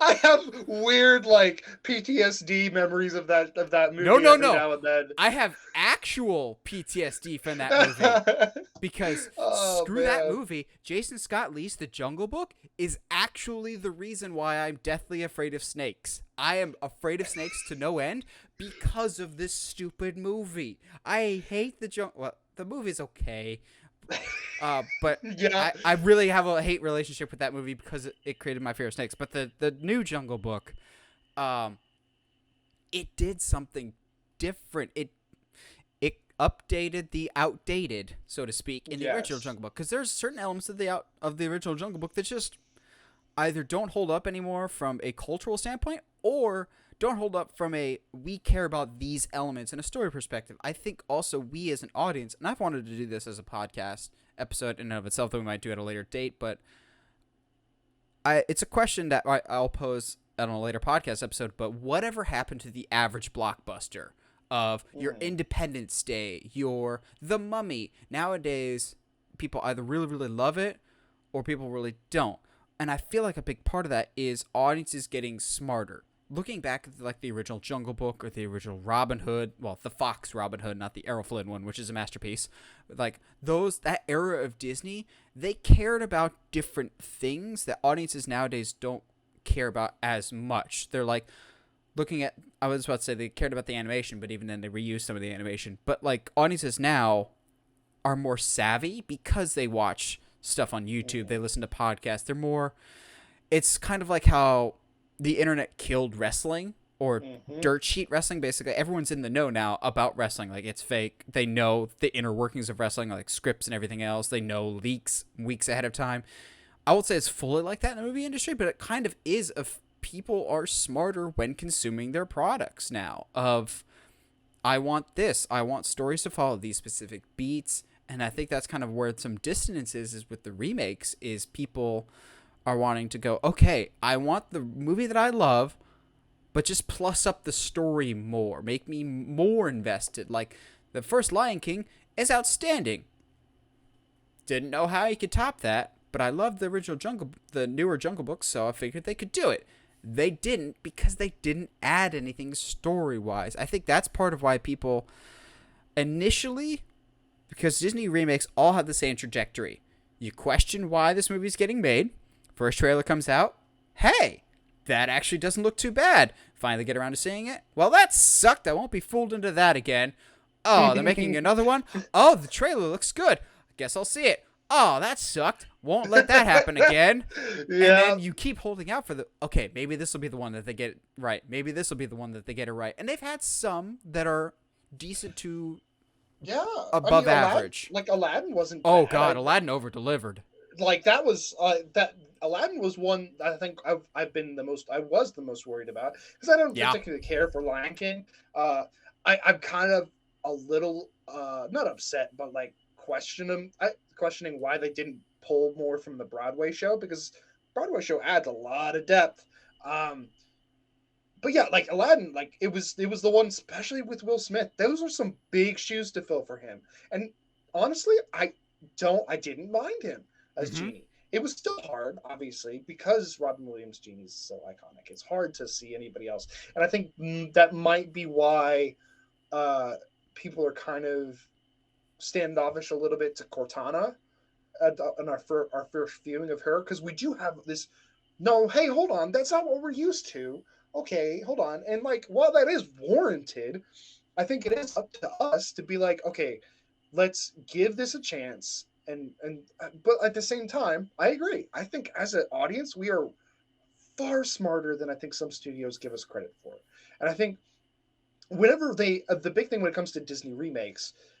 Is because they keep calling them remakes and not like reimaginings or reboots or something. You know, like, saying a remake means, hey guys, we're gonna do this but different, and that would mean, okay, cool. What are the opportunities here? What all could happen? And so then we, as a community, as a movie-going community, sit there and discuss it and go, okay, cool. Well, it'd be cool if they added this detail in, or this is from the books that this is related on. Let's throw that in, blah, blah, blah, blah. And then we go and see the movie, and they've done either absolutely nothing different, or they've made it so different it's unrecognizable. It just feels not only an insult to us, but it feels like an insult to this property that we as an audience care for, which is the only reason that they remade something. So it feels like an insult to us. You know what I mean? We're getting a negative of they remake it because we still see them. Like, yeah, absolutely. It's the brand recognition. This isn't just for Disney, but the reason we are seeing remakes, reboots, sequels all over the place, and it feels like there's nothing original anymore, is because we keep going back to the well of nostalgia baiting, which is both good and bad. Again, nostalgia is not inherently bad. It is how you choose to use it. Case in point, I will say that one of the best uses of nostalgia in recent memory is Cobra Kai. You have a show that its whole premise sounds, and I'm stealing this from Honest Trailer because it's true, Cobra Kai sounds like a Funny or Die sketch, essentially, of what if Johnny Lawrence came back 30 years later and reopened Cobra Kai, but then becomes best friends with Daniel and they fight John Kreese and the guy from Karate Kid 3 all over again. That sounds terrible, but what you use to make the story work is new blood and story subversions. There's so many times in Cobra Kai that I'm watching it going, this is a fun homage to the original. Oh, you pivoted in a different direction, but the pivots make sense. One, because of the story that they're telling, but two, because of the narrative of Cobra Kai is like, don't make the same mistakes of your predecessors. When the story doesn't make the same mistakes as the original movies, it's like doubly effective because it's the characters, but also the show is not making the same mistakes that we ourselves saw. Like, yeah, Daniel's not a likable person in the actually, I was supposed to say in the original Karate Kid, in any of the original Karate Kids, he's Yeah. kind of not a good person. But they address that and work that into the story, and it works for the betterment. Or one of the best things about Cobra Kai is Karate Kid 3 is not well regarded by a lot of people. They remember Yeah. Terry Silver and Mike Barnes, but other than that, it's not particularly great. Or John Kreese could be viewed, the bad guy from the original movie, was viewed as very 80s cliche, cheesy villain. But then when you get a TV show that loves the source material, they go, okay, here's some areas that the character worked, and here's some characters that he didn't back then with the storytelling style that was prevalent when the movie originally came out. Let's fit him into the mold of storytelling today. Let's flesh him out because people care about fleshed out characters. I'm not saying audiences weren't as savvy back in the 80s, but people didn't care so much if your characters were fleshed out. And that's okay. Look at... I'm going to piss some people off. Look at Luke Skywalker in A New Hope. Mhm. He's not interesting. He's really not. He doesn't get interesting until his story progresses over time. Han Solo is far more interesting. That's why more people like Han Solo, I think, than Luke Skywalker at first. But the same thing with Cobra Kai. Let's give John Kreese actual motive. Hey, he hated Miyagi. Let's give him an actual reason because, he served over Vietnam and he still has some subtle racism in him. That makes sense there. Why does he want to train up these people? Because he still thinks there's a war going on because he hasn't fully emotionally recovered from the trauma that he's seen in his past. That's just good, comprehensible storytelling, but also at the same time introducing a new level, next generation aspect of it that just, it'll get your younger audiences in, and then from a business perspective, money, because then you can spin those characters off. That's where you can make that happy medium, because movie studios and audiences want two different things. Audiences want good movies. Studios want money. They don't care if it's a good story or not most of the time. Sometimes they will. But the reason they'll push for a good story is because they want more money. There can be a happy medium there. So we get to... Yeah. And see, what's so interesting to me is that, like, when it comes to movies, right? If your movie's not good, you can still make your money back easily. Transformers. Don't even get me started. If you start losing money in America, just sell your movie overseas. They'll buy it. Yeah. That's the Transformers model. What's so interesting to me, though, is, like, if you look at, like, I don't know, comics or just books in general, if your story is not good, you don't sell. If you have the second you lose your readers, you don't make money. And it's so interesting to me that movies have become this thing that it's very obvious. And I know we talked kind of negatively at audience, the double standard and stuff like that, but, like, in a lot of ways, they're very justified. Like, like, we're not stupid. Please stop treating us like that. And give us a good story. Give us something we can wrap sink our teeth into. And, unfortunately, in a lot of ways, the marketing on a lot of these movies that people can sink their teeth into is not good. Movies like Silver Linings Playbook, the marketing was not good on it. But I personally enjoy the crap out of the film. Did not enjoy it. And that's fine. I don't blame you on that. But at the same time, I don't think, because there's a lot of, like, Wes Anderson films I always come back to them because they're very, like, kooky and quirky, but the marketing is almost, you get a trailer and it's basically like trailer for movie. Wes Anderson's doing it, and everybody's like, "Oh yeah, got it. Okay, I know what I'm in for." But basically, at this point, if you haven't seen a Wes Anderson film and you're like, "Oh, I mean, I don't know what I'm in for," I don't know what to tell you, bro. There's been like 4 or 5, like 6 or 7 of them, and they're almost all the same. But, like, it's always a good. That's like, and that's the weird part about it. And this is why maybe I'm very critical about studios whenever they do remakes and stuff like that feel very, very half-hearted. Wes Anderson basically makes the same movie every single time, give or take. There's always a different setting, different character motivations, blah, blah, blah. But style-wise, it's always the same movie. but it's always interesting and it's always fascinating to watch. The characters are always like people that you want to spend more screen time with. But like when and maybe this is where the frustration of remakes comes from.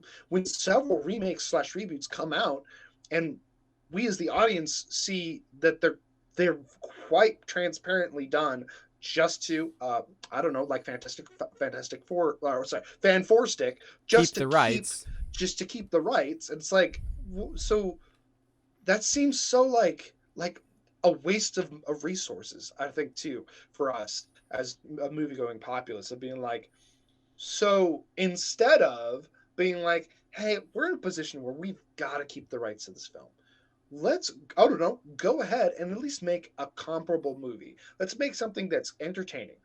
Let's make some changes to the story, which I don't hate the changes that they made, but the execution is terrible.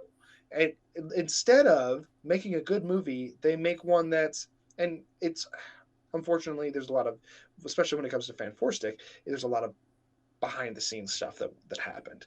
But at the same time, the studio didn't seem to do anything to care about it any more than they try to make it a good film at all. So it was like, so you're just doing this to make money. And I think for us as the audience, that's what gets us upset. Of like, you don't care about the product that you're putting out, and that really makes me mad. It's kind of, I think, why I get upset about Book of Boba Fett is because you have some great content here. Like I've said this a couple times now, that there's a lot of good stuff in Book of Boba Fett, but because of how it's packaged, because of how it's set up and the story plot lines, it doesn't make sense and it's not entertaining. And that's why, as much as I enjoyed it, it almost made me mad that they brought that episode 5 is a complete Mandalorian episode. Like, I love that episode, but it doesn't belong there. So it's like, okay, cool, whatever, dude. Yeah. I don't know. I think it's, as an audience, we, it's going to be a weird analogy, but go with me for you Disney fans Mm-hmm. out there. In any famous Disney partnership, you always had the heart and you had the brain. Walt Disney was the heart. Roy Disney was the brain and the money guy. How does this happen? Michael Eisner was the heart. And towards the end, he was the heart failure. And but then you had the man that passed away in the plane crash. He was the brain guy. You need the two sides of the coins that work together. Audiences are the heart. We are the emotional core that wants to get sucked in. We want to see this. We want to see this. And then the studios essentially are the business that makes that happen. It's not quite the same relationship because we're still a business and customer, not partnership. But movie studios are there to make money. It's hard reality. Movie making is a lot like TV news. They're not there to inform you or entertain you. They're still there to make business. Why do you think news selects the topics that they do? It's not to keep you informed. It's to keep the lights on for their own business, so to speak. It's not inherently bad, but it's just the way the model is. Studios choose the choices that they make by committee, essentially, for a lot of projects because they want the most return for their investment. It's why it's something we celebrate stuff like Blumhouse, because that really doesn't have a committee and it shows in its products, for better or for worse. Do I love everything Blumhouse comes out with? Heck no. Truth or dare, that's garbage. But I still appreciate that garbage is able to be made. Like, okay, this was clearly made by somebody and has a much more unique style than the Transformers sequel, so to speak. Studios want to be Yeah. safe because I get it.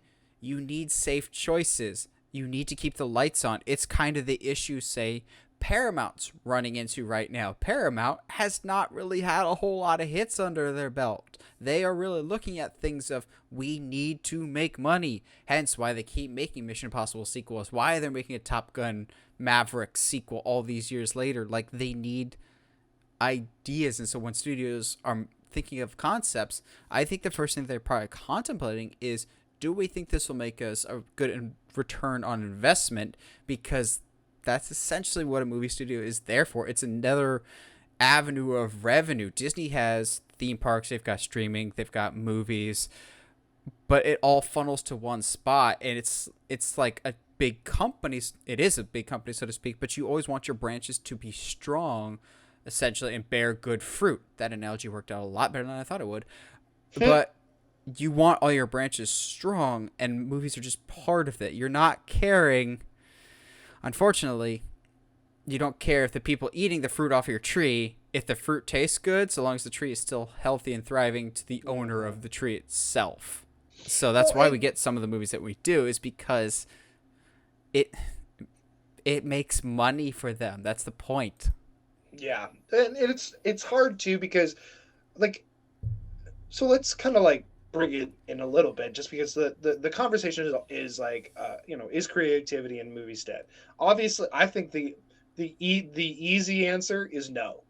Uh, I think the hard answer, more nuanced answer is it depends, because with companies I'll never like, say it's dead. Never. yeah, I'll never say it's dead, especially as long as like companies like Blumhouse, companies like A24, as like for A24, dude, uh, I have no idea how they put out so many movies. I can't see them all, and so many of them are very small budget, and but like they're all unique. And as much as I don't like Green Knight, I can at least appreciate the artistry that went into that.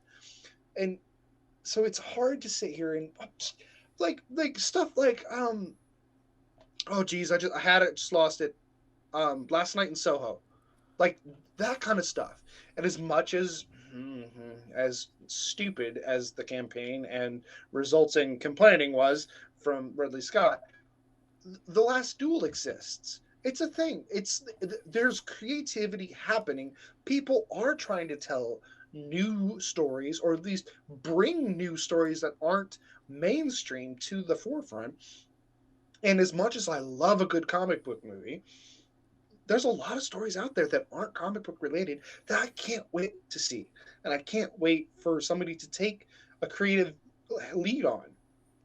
And so I don't think I could ever say the creativity is dead. No. And because even if you're just like, oh, look at all these Marvel movies, like the amount of creativity and skill and artistry that goes into every single moment of every single film, even if it's one that I don't like Civil War, like I can at least appreciate like the fact, just even the scene like where everybody's running through the tunnel when they're chasing Bucky, and you've got a bunch of people running a lot faster than cars. Like, how does that work? How do you make that look visually interesting? It's just there's so I'm just I think to say, if somebody's saying creativity in the movie industry is dead, I think there's nothing original anymore. I think is A, not looking hard enough, and B, Exactly.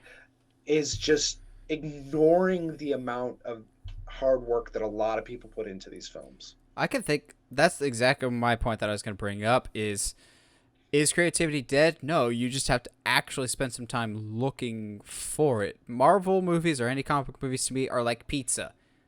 I like pizza. I'll never get tired of pizza. I've been eating pizza ever since I was a little kid, but sometimes I want something different. Yeah. So I can think within the last 10 years of new potential franchises that have come up that I could see being new things.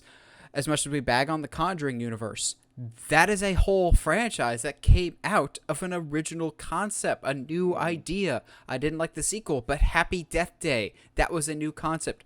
Horror is striving right now because they're free to do these weird and wacky ideas while also still kind of embracing the past. Halloween 2018 was the Force Awakens of horror, as we've said so many times, because it was made by fans, which is some other big thing we can get into. Of we're getting now into this generation of, we've had original stuff like Star Wars, but we're getting, because we're old and time is undefeated, the people that grew up with that stuff are now old enough to make stuff of their own, which is how you're getting Favreau leading The Mandalorian and Star Wars, how you get J.J. Abrams doing Star Trek. You get the people that were originally fans making Yeah. their own stuff.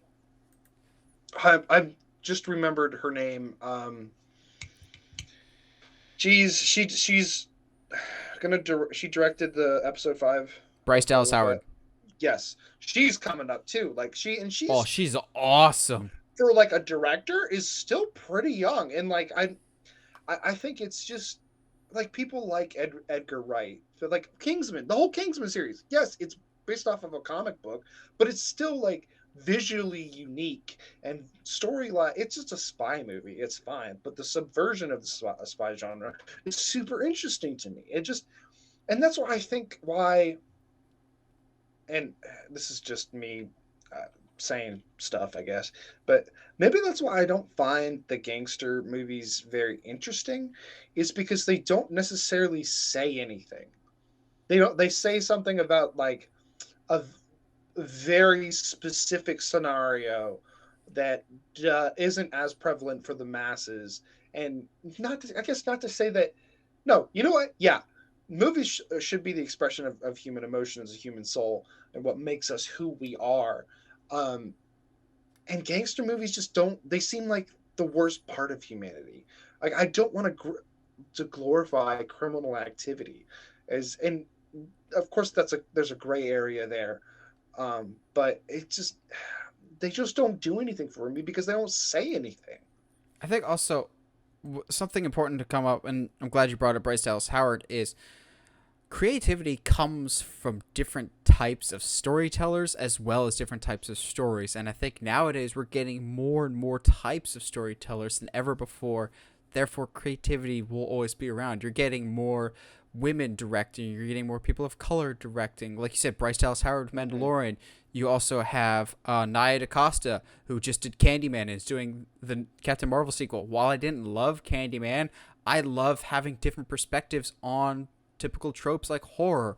I liked having a different perspective on things. Jordan Peele is taking over the Dude, horror genre. I didn't yes. particularly think Get Out was that scary. It wasn't for me, but I appreciate that through Get Out and Us, he brought in new people to a genre because of his creativity, his different style. So while people bag on the big blockbuster stuff, I think we're really on the precipice of a new wave of creativity, actually, with names that are becoming the new household names. No longer do we have the Steven Spielbergs. We still do because the man will never die and keep making great movies. But we've had for so long. We've had Steven Spielberg, Christopher Nolan, Quentin Tarantino. Those guys are getting up in age. Tarantino's talked about retiring. We're getting names like Jordan Peele, Jon Favreau, or someone that I still maintain is very underrated, Sean Levy, who just did Real Steel. No, not just did Real Steel. He did Real Steel, but I was like, yeah. he just did That movie's old.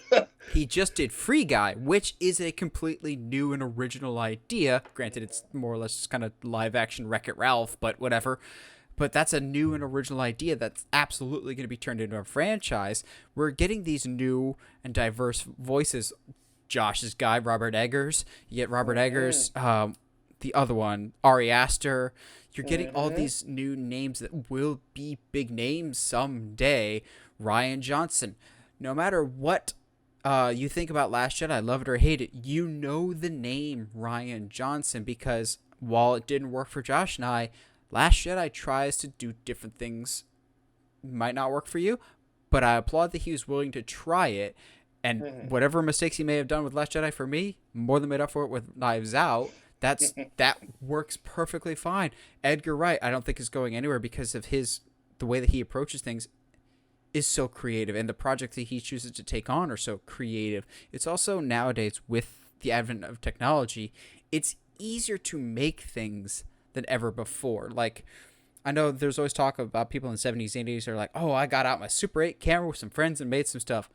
Nowadays, you can make full-on fan films just from your computer or even with your phone. That's essentially how David F. Sandberg got to where he is. The guy that made the Shazam movies started making YouTube shorts that you could still find on his YouTube channel with his girlfriend, now his wife, who's in stuff with him. Like, creativity can spring out of nowhere, and I feel like we're getting a new a wave of creativity. So as much as people bash this era of the big blockbusters that may seem creatively bankrupt to us, it's a barter system.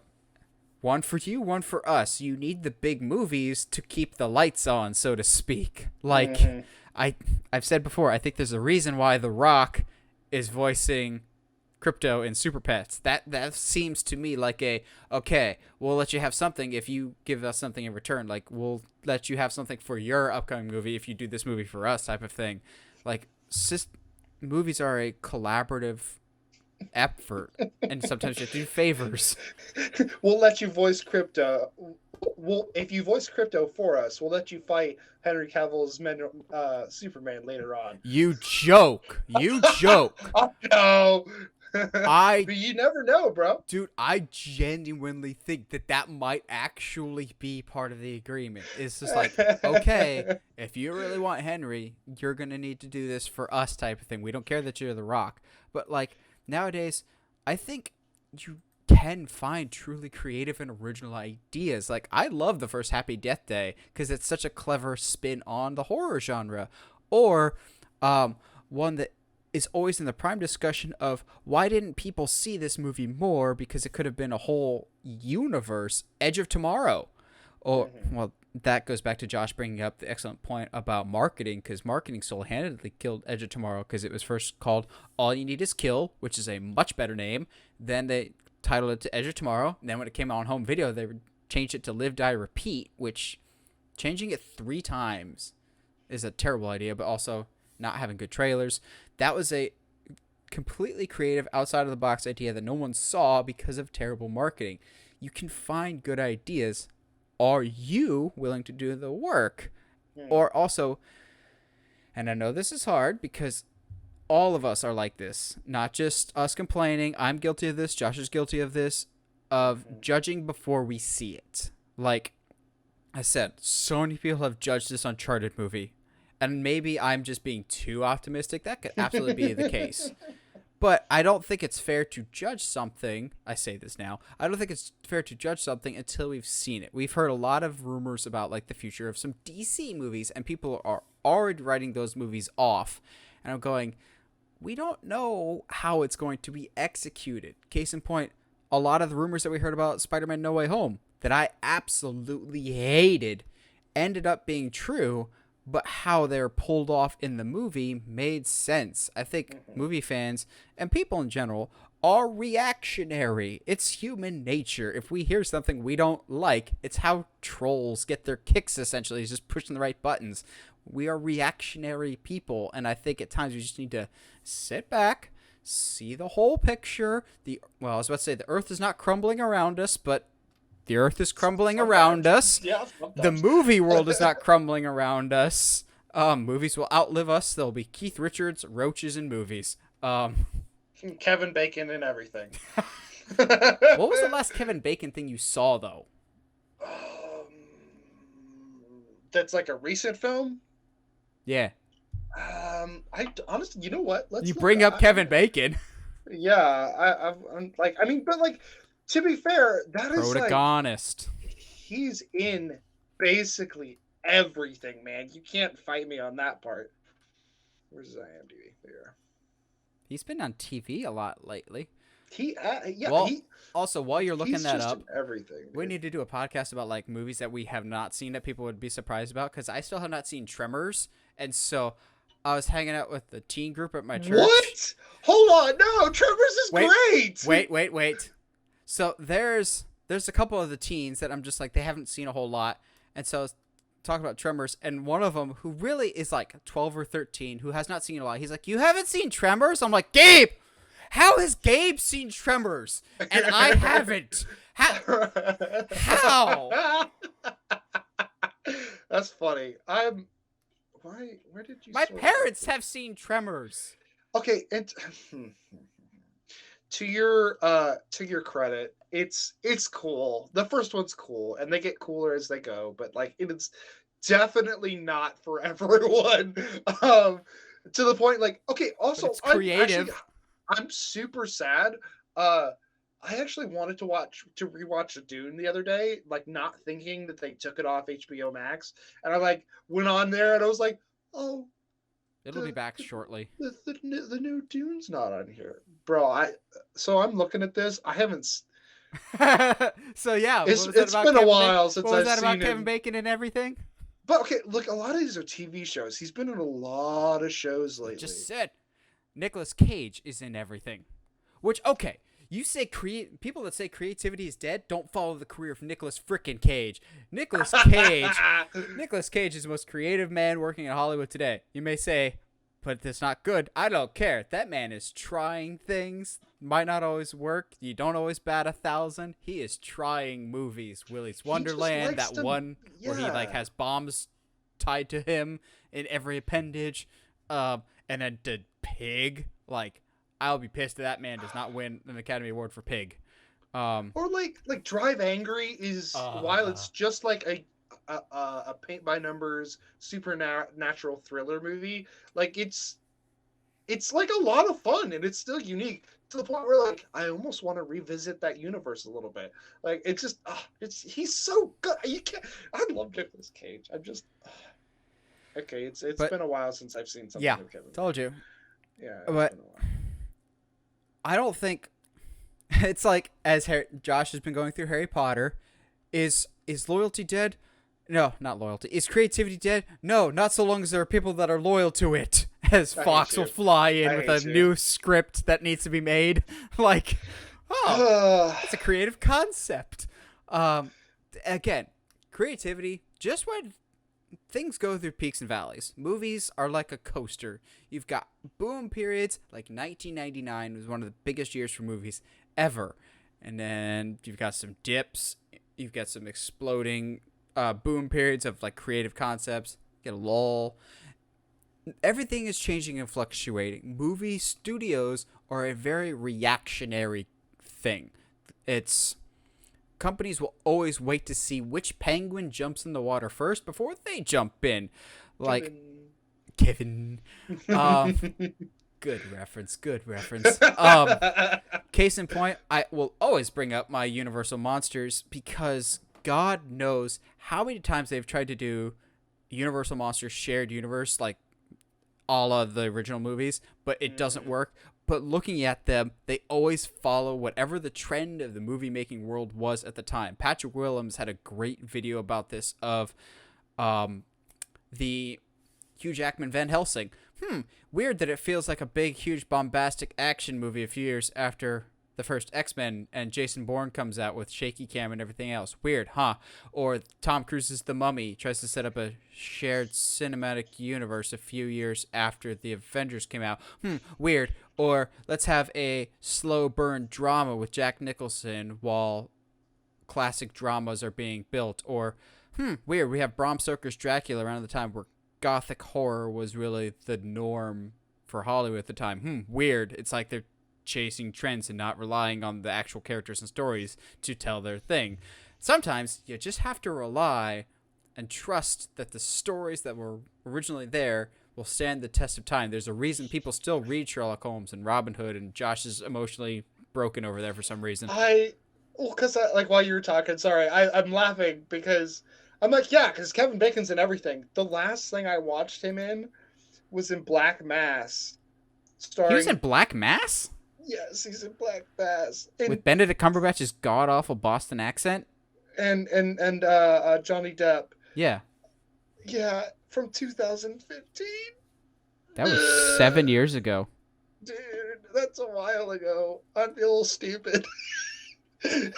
But yeah, no, I think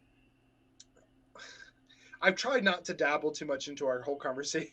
An episode that turned into a rant about nerd culture. But yeah, like there's like, it just, sometimes I feel the nerd culture attitude leaks into other moviegoers, and I feel like some people feel like you can't casually go to the movies anymore. And to be fair, like sometimes they're like $10-15 a pop. So it's like, I get it. Oh, I'm aware, as I bought my Uncharted tickets for opening night first showing. Those were not cheap because I got like, the biggest screen possible because spared no expense.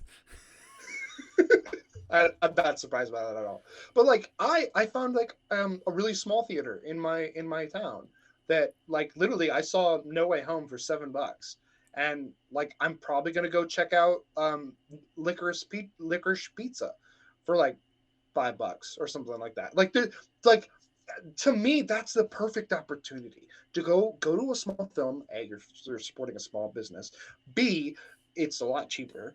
C, like it's just the perfect way to see like smaller films. And I think whenever I was reading the article by Martin Scorsese about the Marvel films aren't cinema, blah blah blah. I The more and more I think about it, the more and more I realize the more intimate and like non like quote unquote like big movies, like the more quote, cinematic movies I've watched at home on my couch with like either some friends or like by myself in the dark. And I feel like that like cinema to me deserves a more intimate setting, and I don't feel like I get that at a theater unless I go to like a smaller mom and pop theater. So I think I'm always gonna dude like, and like the first time I ever saw Psycho was at downtown Austin at this yeah, dude, like 4 or 5 years ago was the first time I'd ever seen Psycho, and it was at a theater that they had like an old like play theater that they had converted into a movie theater to show like past movies, and it just happened that they were like, "Hey, we're going through like a whole horror series," or like in Texas, I don't know if it's big anywhere else, but Alamo Alamo Draft Draft House. House Yeah, that's where I saw is Bill and Ted 3. huge. It's so cool. Like that kind of stuff needs to happen. And like I think about the little dream you and I shared. I was like, if I ever win the lottery, like to own a theater that does stuff. And I think maybe this is where theater is going to start to have to go and advertise more in showing movies from the past, being like, hey, it's October. Anybody down for a Conjuring marathon in a theater? I do Like that that would because like the that's theater so by me, cool. the theater by me Yeah. starts showing horror movies, old horror movies in addition to the current stuff starting in September through October. It's how I've seen the original Halloween in theaters, which was a religious experience that was fantastic. But they do a good job of showing.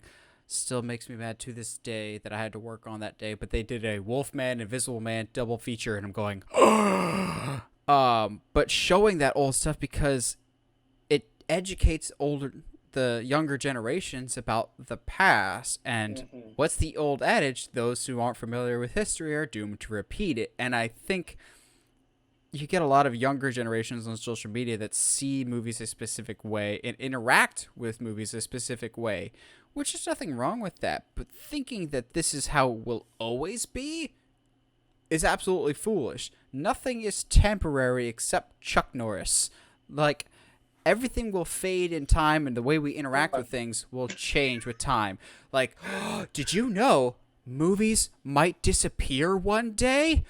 And movies will never be the same? Oh, am I talking about now? Or am I talking about 1950s with the rise of TV? Everything is cyclical. Like, nothing new is under the sun, like I already said. Yeah. So, like, just look at your film history and see, oh, there are certain trends, there's ebbs and flows. We will always have movies, but how we choose to interact with them will be different. Therefore, I don't worry about the supposed lack of creativity in movies now. I see this as just a phase, because movies have their own phases. Like we talk about, the early 2000s had all those horror remakes of Texas Chainsaw and Friday the 13th and Nightmare on Elm Street. We don't see those nearly as much as we did.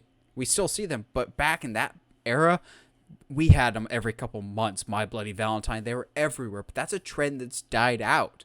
Hollywood and movie making is a trend thing.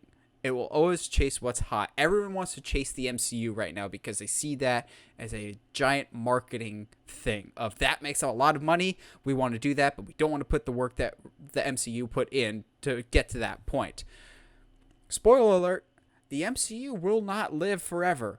It may outlive all of us, but eventually shared cinematic universes won't be the norm anymore. It'll probably not be for a while that will be the case, but something new will come up. Thus is the nature of movie making, and that is fine. Everything changes over time.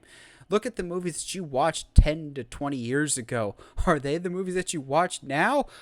I hope not. I hope you've grown and changed as a person, that your tastes have changed. You've discovered new things that you've liked. You look for different things. Oh, dear God, do you dress the same way that you did 20 years? Well, Yes. yeah, I was about to say, I do too. Different subject. But you see what I mean, though, of you want things change and evolve. So people complain about creativity. If you think that's the case, either look harder or just be patient. Nothing stays the way it is forever. But I'd say just look for other things, because there really is. This is the most creative time that we've seen for movie making, because it's never been easier to make it. It's just, are you willing to put the effort in, either finding it or making it for yourself, if you're going to complain so much? Yeah.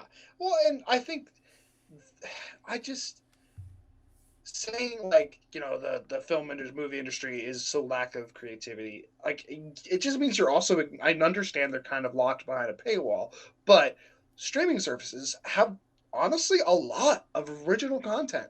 Either if it's not pulled up from a book, it's literally completely new programming. Like, I mean, Witcher, I know, is pulled from a game and books, but like something like that has not existed in a film, TV kind of thing before. Shows like Altered Carbon or Dark, or like even like Stranger Things, stuff like that has not existed before, and it's so unique style of storytelling and unique stories. And just, I think I don't want to like become this person that's like scolding, like, how just look harder, blah, blah, blah. But like in this kind of instance, like, if you're, at least in today's day and age, if you're saying creativity is dead, like, bro, you're just not paying attention. You're just not looking around at the end of the day.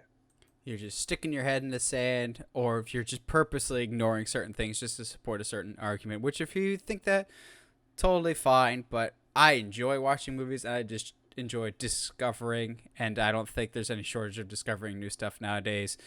That being said, movie studios, take some risks every once in a while. When you do take risks, market them better, so we don't have a Real Steel or Treasure Planet situation. We sabotage the movie. But what do you guys think? I know this is a kind of more nuanced topic, and we took a different approach this week. Did you like it? Do you want to see us have more discussions like this going forward? Let us know. It was like hearing from you guys. And as always, if you like what you see and you want to see more, subscribe to us on whatever audio platform you're listening to us on, whether it's iTunes, Spotify, Google Podcasts, YouTube. And if you like what you see, subscribe to us on YouTube at Uncharted Media. Help us get to 700 subscribers before the end of the year. And as always, stay sharp, movie guys and gals.